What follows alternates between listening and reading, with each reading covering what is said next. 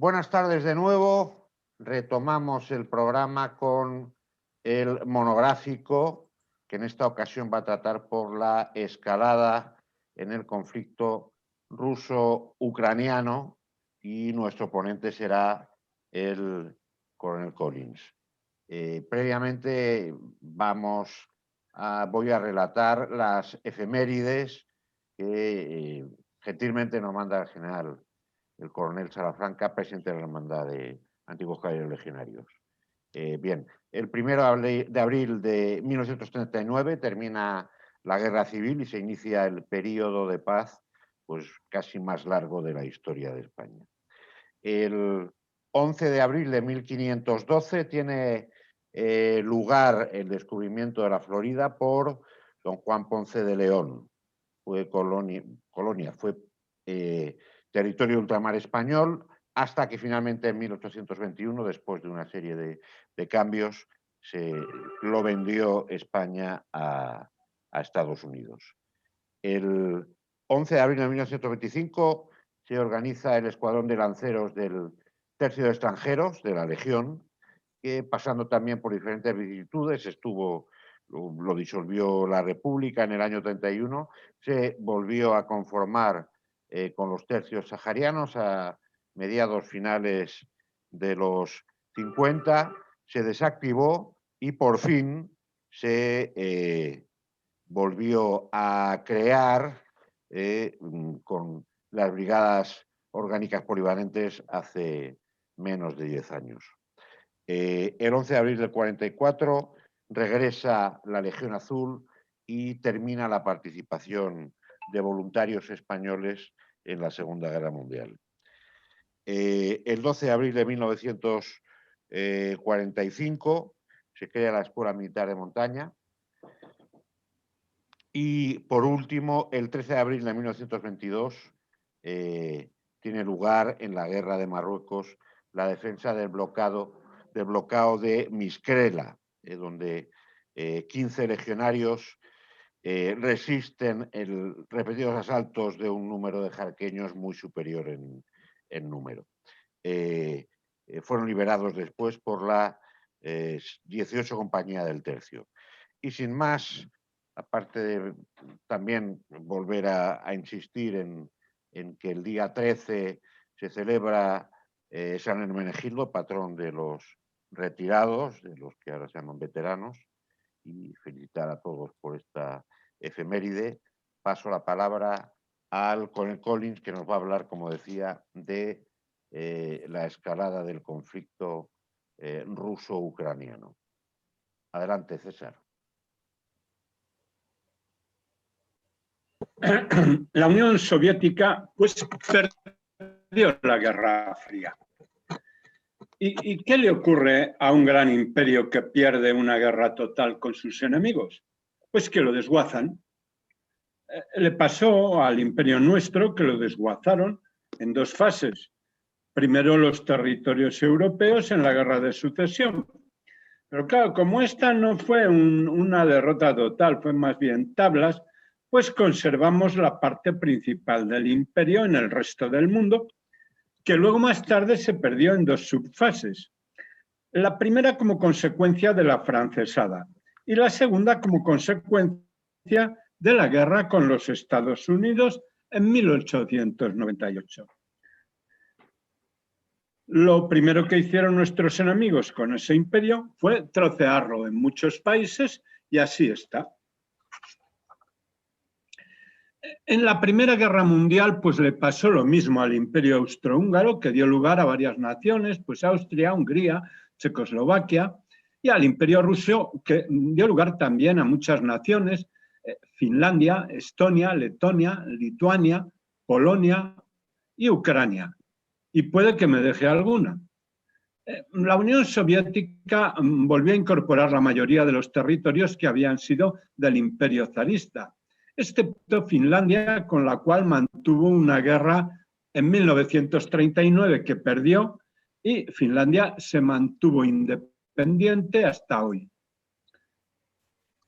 La Unión Soviética perdió la Guerra Fría en 1989 y como consecuencia de ello pues fue desmembrada. Se declararon independientes Estonia, Letonia, Lituania, Bielorrusia, Moldavia y Ucrania en Europa. Georgia, Armenia y Azerbaiyán en el Cáucaso. Kazajistán, Uzbekistán, Kirguistán, Turkmenistán y Tayikistán en Asia Central. Lo que antiguamente se llamó el Turquestán chino. Bueno, todo eso se declararon repúblicas independientes. Rusia quedó con las fronteras que tenía antes de Pedro I el Grande, es decir, antes de 1700, y con un gran sentimiento nacionalista o nacional y una gran añoranza por los antiguos territorios que fueron de la Unión Soviética. Lo primero que hizo Rusia fue tratar de constituir una especie de Commonwealth, creando la Comunidad de Repúblicas Independientes, que engloba a 10 de las 15 repúblicas soviéticas. Con la excepción de los 3 estados bálticos, actualmente que son miembros de la Unión Europea, Turkmenistán, que abandonó la organización en 2005, pero es miembro asociado, Georgia, que se retiró en agosto del 2009, Mongolia participa en algunas estructuras de la Comunidad de Estados Independientes como observador, y Ucrania nunca fue miembro de la Comunidad de Estados Independientes, pues no llegó a ratificar el estatuto de la organización, aunque de hecho pues ha participado en reuniones Ucrania, pero no pertenece. La Rusia actual pues parece ser que ha dado por perdidos los territorios asiáticos e incluso caucásicos, pero encaja mal perder los países bálticos, Bielorrusia y sobre todo Ucrania, que considera que forman parte de la Rusia tradicional. Crimea, pues Crimea es un caso aparte. Crimea nunca ha sido parte de Ucrania. Se le adjuntó a Ucrania muy modernamente, en 1954. Crimea era un kanato tártaro tributario del sultán de Turquía, que en la segunda mitad del siglo XVIII pues lo absorbió Rusia durante el reinado de Catalina la Grande, y en este reinado pues se incorporó como la provincia de Táuride a Rusia. En la Revolución Rusa de 1917 pues estuvo de parte de los rusos blancos. Fue el último territorio que mantuvieron. En la Segunda Guerra Mundial pues fue ocupada por los alemanes, y después Stalin, aduciendo que los tártaros de Crimea habían sido aliados del enemigo, pues trasladó a la gran mayoría de la población de esa etnia a Asia Central. Con el hundimiento de la Unión Soviética quedó como parte de Ucrania. Cuando se independizó Ucrania, pues incorporaba a Crimea. Después, pues en 2014, tras un forcejeo político y una invasión encubierta de Rusia con tropas no identificadas, entre comillas, pues fue absorbida al año siguiente, según lo anunció, fue absorbida por Rusia al año siguiente, según lo anunció el primer ministro ruso, Dmitry Medvedev. Y así está. Tiene una importancia capital para Rusia, ya que es su salida al Mar Negro y, por tanto, al Mediterráneo. El puerto y base de Sebastopol pues, son vitales para Rusia. Ucrania es muy importante para Rusia, es la iniciación de Rusia como nación. El Rus de Kiev supone la fundación de Rusia, por tanto tiene un valor histórico y moral importante en el sentimiento nacional ruso. Por otra parte, son racialmente afines. El grupo de los eslavos orientales lo componen rusos, bielorrusos y ucranianos. Son también cristianos ortodoxos desde la conversión del príncipe Oleg en el siglo IX, y son precisamente los que iniciaron la conversión de los eslavos orientales. La Ucrania actual no es la tradicional, es una nación hecha a retazos. Hay polacos rumanos en la zona occidental, los genuinos ucranianos en el centro, y rusos, es predominantemente rusa, la parte oriental y meridional. Cuando se produjo el colapso de la Unión Soviética como consecuencia de su derrota en la Guerra Fría, pues Ucrania rompió suavemente y progresivamente los lazos que tenía con Rusia y se hizo totalmente independiente. Su economía se fue al garete, pues su sofisticada industria lo era en el ámbito soviético, pero resultaba muy inferior a la de los occidentales. No supo hacer la transición a una economía de libre mercado. Las industrias y negocios estatales cayeron en manos de una oligarquía pues súper corrupta. Bueno, pues resultado de todo esto fue que el Producto Interior Bruto de Ucrania bajó al 40% de lo que había sido, más de la mitad. Las medidas monetaristas que aplicó el gobierno multiplicaron la inflación en una miseria extrema. Volvieron incluso a sobrevivir. La Unión Europea le propuso pues, un tratado comercial cutre que rechazaron porque Rusia le ofreció otro mucho mejor y el gobierno ucraniano empezó a derivar hacia Rusia. Entonces se produjo un movimiento tumultuoso proeuropeo que se llamó el Euromaidán, que provocó un cambio de gobierno y así estuvo oscilando entre la Comunidad Europea y Rusia un tiempo. Bueno, cuando Rusia se apropió de Crimea en 2014, pues lógicamente Ucrania se quedó sin ella. Y en el mismo año se produce un levantamiento en las provincias de Donetsk y Lugansk, que son las más rusas, y que forman la parte oriental sur de la actual Ucrania, y que se llama el Donbass, estas dos provincias reunidas, Donbass.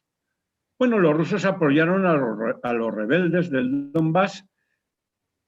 El ejército ucraniano trató de reducirlos sin conseguirlos y así siguen las cosas, con una guerra soterrada en aquella zona que no termina y no se le ve el fin. Bueno, ¿y esto cómo está el mundo con respecto a esto? Pues Alemania está moderadamente con Rusia, de la que recibe gas natural a través de los gasoductos que cruzan Ucrania. Bueno, últimamente han abierto otro por el norte, el Nord Stream, con lo cual ya son menos dependientes de Ucrania. Bueno, el problema de depender de Ucrania es que cuando Rusia se enfada con Alemania o con la Unión Europea, encarece el gas a Ucrania y esta pues cierra el grifo de Europa. Bueno, particularmente a Alemania, Austria y Hungría, pues que les perjudica notablemente. Además, Alemania, en el caso de que Ucrania quedase neutral y estable, pues se beneficiaría pues, de acuerdos industriales, indudablemente entraría en la órbita industrial y económica de Alemania. Es un país de 50 millones de habitantes y, bueno, tiene su importancia. Estados Unidos, pues, emplea la guerra de Ucrania pues, en cercar a Rusia, ponerle un dogal en sus salidas a los mares que se reducen a Arcángel en el mar Ártico, en el fondo del mar Báltico, en el Golfo de Finlandia, San Petersburgo, Sebastopol en Crimea y... Vaya, por Dios.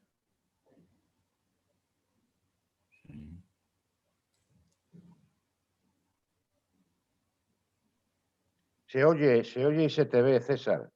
Se te escucha. ¿Se me oye? Sí. Ahora sí. Se me oye, vale. Sí. Pues entonces decía que Estados Unidos emplea la guerra de Ucrania pues en cercar a Rusia, que tiene pocas salidas al mar, Arcángel en el Ártico, en el Golfo de Finlandia, ahí en el fondo del mar Báltico, San Petersburgo, Sebastopol en Crimea y Vladivostok en el extremo oriente, al norte de la península de Corea. Bueno, Rusia, por su parte, pretende ir englobando al menos los territorios que considera que forman parte de la Rusia tradicional. Ucrania es una nación muy débil en medio de conflictos entre gigantes, lo cual le asigna un futuro bastante negro. muy mal pronóstico tiene su situación. Entregó todas sus armas nucleares a Rusia para su destrucción, según los acuerdos de no proliferación de armas nucleares. Además, tiene poco petróleo y gas natural y un índice demográfico pues, en caída libre. Hay una falla o zona conflictiva muy dilatada que pasa por Turquía, Ucrania, el Cáucaso, Siria, Irán, las repúblicas de Asia Central y la frontera ruso-china, pues amortiguada por Mongolia. Bueno, esta falla se supone que va a estar a medio plazo con conflictos locales, pero continuos. Rusia, sin embargo, pues parece muy estable, consolidada y fuerte, porque, bueno, pues tiene unos 150 millones de habitantes, muchos recursos naturales, industrias sofisticadas, buen nivel de enseñanza y buen nivel cultural y un gran espíritu nacional. Mucha cohesión racial, el 80% de su población son rusos y el resto pues está disgregado en 100 y pico etnias distintas y tiene una potencia nuclear puntera. Puede tener un punto flaco, que es la subversión interna. Por supuesto, claro, sería instigada por el exterior. Quizá, como se hace actualmente este tipo de cosas, pues con ONGs de financiación opaca que pueden ser núcleos de subversión y desorden. Quizá también la población musulmana, que tiene un alto índice de natalidad, muy superior al de los rusos, que es bajo. Y por eso se encontró Rusia muy amenazada por el Daesh, pues, que era el califato fundamentalista pues, que se estableció en Siria e Irak y que podía influir en las minorías islámicas que engloba Rusia. Bueno, de la guerra concreta del Donbass, pues he hablado poco. He hablado un poco del marco en el que se está desarrollando. Pues porque no se conoce en absoluto. No nos llega ninguna información.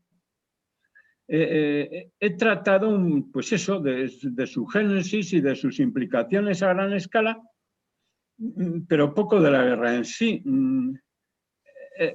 Aunque no parece que se hayan puesto en juego grandes medios de combate.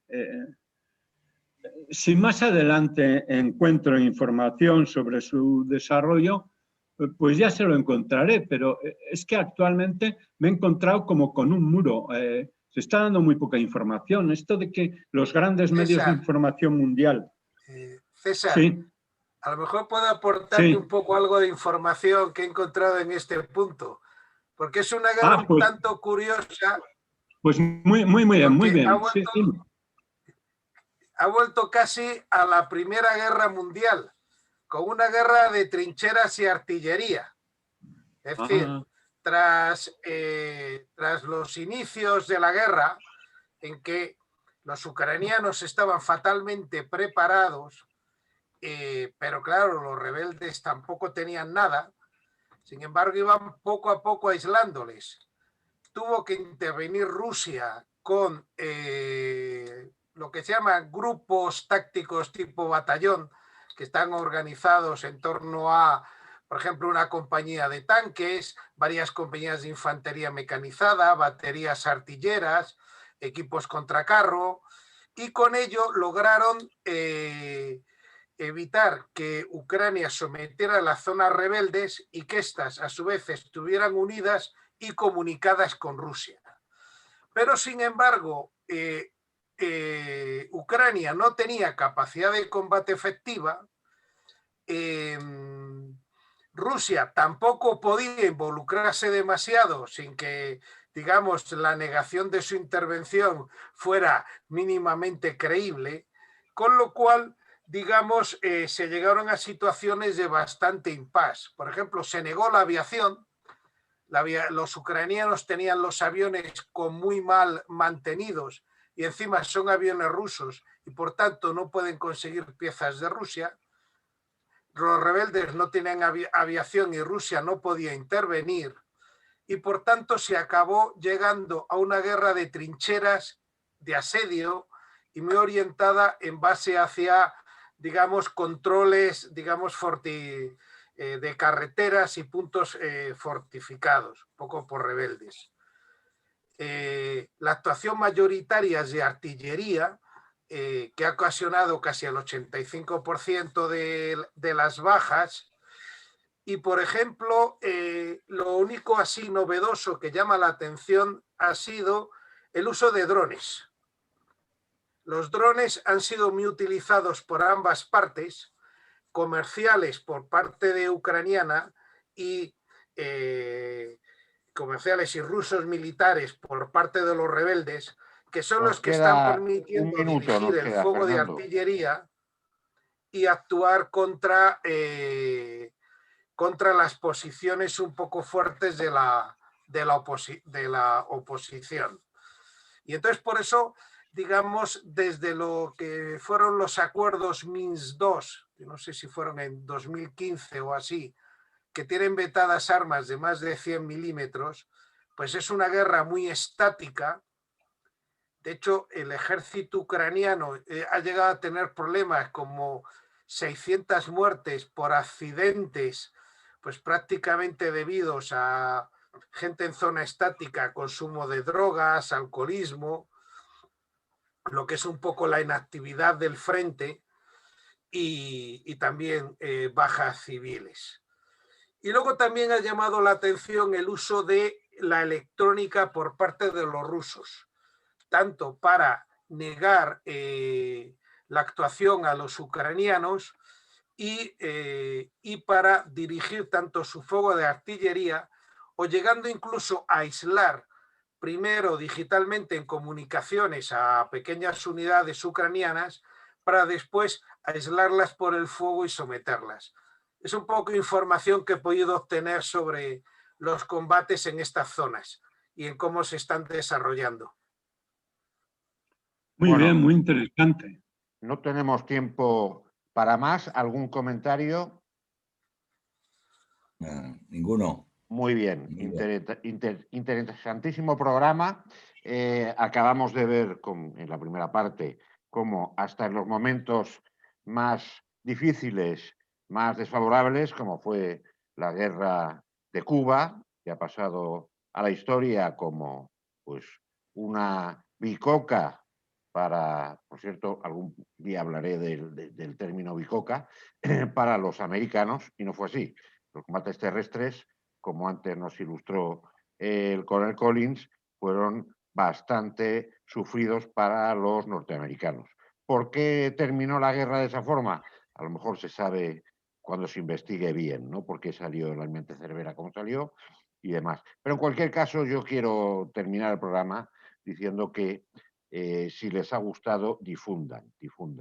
La historia de España es una de las más importantes del mundo y la historia de las naciones es la historia de sus ejércitos, según reza el aserto. El ejército español es el más antiguo de Occidente y tiene muchas más luces que sombras en su actuación.